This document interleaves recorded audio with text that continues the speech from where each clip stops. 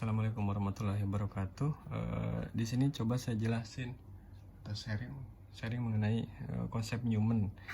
Nah, konsep Newman itu sebetulnya kalau misalkan kita baca ya, kalau saya baca gitu dia lebih concern kepada proses adaptasi, kemudian kepada pencegahan, kemudian dia juga concern terhadap holistik manusia, tapi holistiknya itu dia agak berbeda nih, karena dia mengambil konsep fisiologi, psikologi, sosiokultural, perkembangan, dan kalau kita kan biopsikososial. Nah ini saya nggak ngerti nih kenapa dia ngambil fisiologi dan lain-lain gitu lah ya. Nah kemudian kalau dilihat dari lingkaran ini ya, dari lingkaran yang dibuat Newman itu, lingkaran yang pertama itu disebut dengan disebut dengan basic structure energy resources. Jadi ini adalah pertahanan pertama manusia atau individu, kemudian ini merupakan sumber energi individu tersebut, sumber energi utama dari individu tersebut. Nah, yang basic structure energy resources itu sebenarnya di sini ada penjelasannya, itu apa aja nih. Ini ada temperatur ya, ada range dari temperatur normal, suhu, kemudian ada struktur genetik, kemudian ada respon, kemudian ada kekuatan organ, kelemahan, dan lain-lain gitu ya. Nah itu masuk dalam basic structure dan energy resources.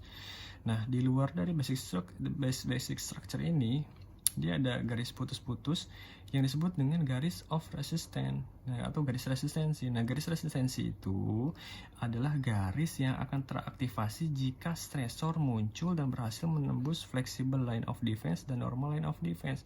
Jadi ketika stresor itu adalah suatu keadaan di mana yang dapat menyebabkan ketidakstabilan tubuh gitu, itu stresor.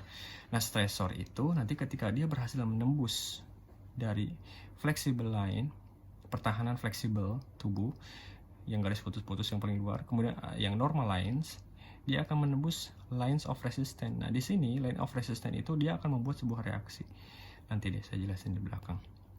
Nah kemudian setelah itu yang garis tegas ini disebut dengan normal pertahanan ya, normal garis pertahanan normal. Garis pertahanan normal itu yang saya baca itu dia itu sebagai bentuk dari pertahanan juga, bentuk pertahanan dan kesejahteraan atau kestabilan tubuh seorang ataupun manusia itu sendiri atau individual ya, tergantung dari sistem yang kita bahas sih sebetulnya. Jadi Newman itu bilang gini, jadi kalau misalkan dia normal line defense itu semakin menjauh ya, semakin melebar atau semakin exchange membesar, maka dia menganggap bahwa semakin sejahtera tuh orang, dan itu berlaku sebaliknya, semakin close semakin itu maka akan semakin dia itu terbalik ya tadi, definisi terbalik.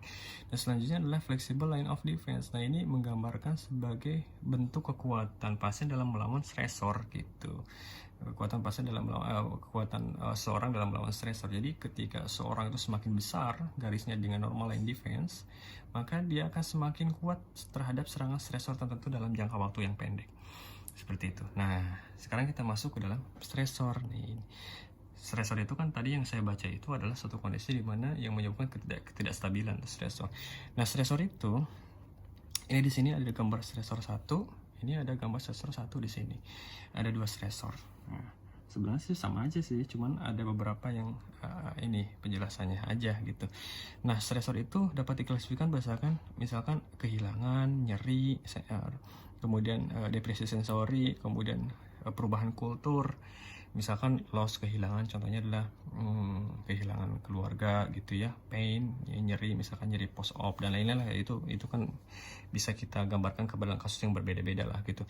Nah itu dianggap sebagai sebuah stresor. Nah stresor itu nanti akan dibagi menjadi 3, intra, extra. Intra itu adalah yang ada pada individu sendiri, inter itu berada di individu tapi bagian terdekat dari individu, contohnya adalah keluarga, istri misalkan, atau suami atau siapapun lah ya. Ekstra itu misalkan dari pemerintahan ya, lingkungan yang lebih luas gitu ya, itu ekstra personal. Nah itu stresor itu dapat masuk. Nah kalau misalkan stresor itu baru sampai ke flexible line defense, maka yang terjadi adalah intervensinya adalah berupa pencegahan primer gitu. Nah pencegahan primer itu kan adalah pencegahan yang dilakukan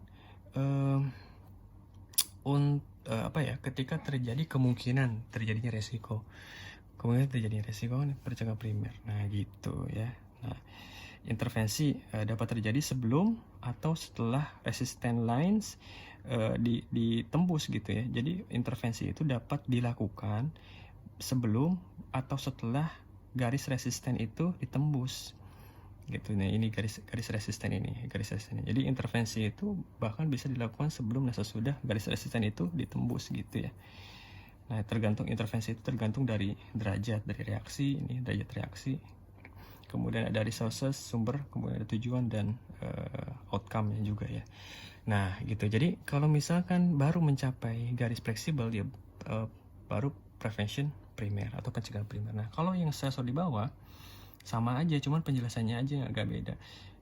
Stressor itu dapat terjadi more than one stressor code. Dapat terjadi lebih dari satu stressor yang terjadi secara continuous. Same stressor called vary impact. Jadi stressor yang sama itu belum tentu berimpact yang sama. Contoh, ini satu anak ya, yang satu dewasa. Dia dirawat, sama-sama dirawat di rumah sakit RS. Nah, ketemu dokter anak stres hospitalisasi, kalau dewasa enggak gitu. Nah, jadi padahal dengan stresor yang sama gitu maksudnya. Oke. Nah, kalau misalkan ternyata stresornya itu berhasil menembus garis fleksibel dan garis pertahanan normal di sini, maka dia akan menembus line sini nih, line of resistance. Nah, jadi ketika menembus ini maka akan terjadi yang namanya secondary pencegahan sini nih, pencegahan sekunder intervensinya itu. Nah, apa aja early case finding telah ditemukan lebih awal kasusnya, kemudian sudah ada simptom.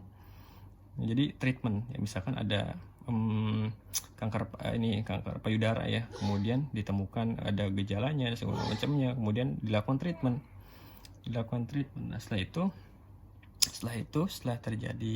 dilakukan yang namanya prevensi pencegahan sekunder, maka selanjutnya adalah akan dilakukan yang namanya intervensi yang lain, yaitu pencegahan primer.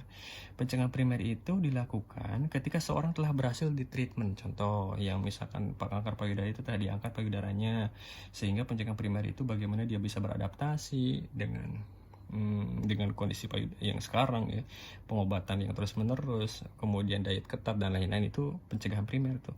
Nah, setelah intervensi itu maka harapannya itu akan terbentuk sebuah rekonstitusi. Rekonstitusi itu maksudnya adalah dia itu akan membuat atau mendevelop sebuah garis resistensi yang baru yang telah dirusak tadi sama stresor, garis defense normal lain yang telah dirusak sama stresor, dan fleksibel lain yang telah dirusak sama stresor, dia bangun kembali. Bahkan dia bilang rekonstitusi itu dapat melebihi, dapat membesar ya dari sebelumnya misalkan ya, seperti itu.